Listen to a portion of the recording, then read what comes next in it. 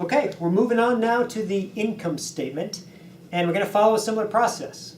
Take the income statement as we know it, separate it into two pieces. Operating income statement, non-operating statement.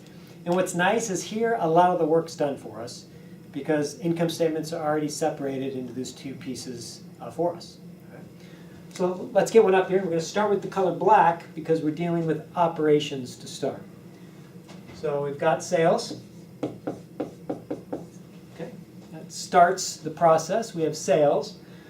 And we subtract from that our cost of goods sold. And then in income statement, you subtract from that the other operating expenses. Okay, what are these?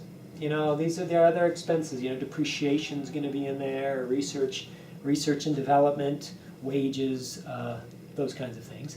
And that gets us to our operating income.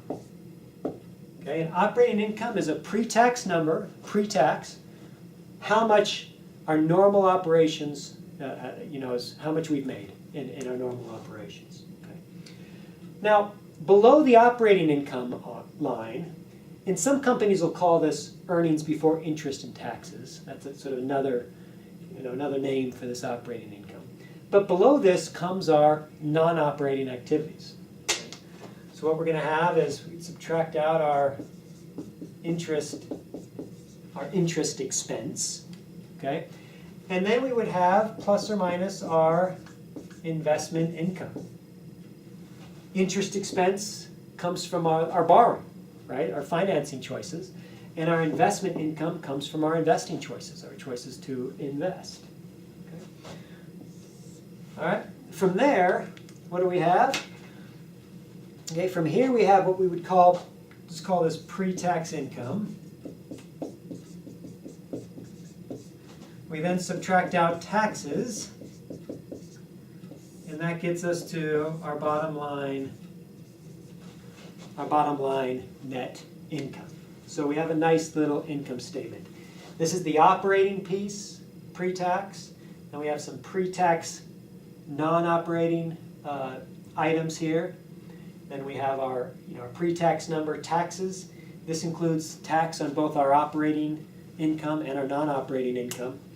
And then we have our net income. Okay? Nice little income statement. So what do we have to do next?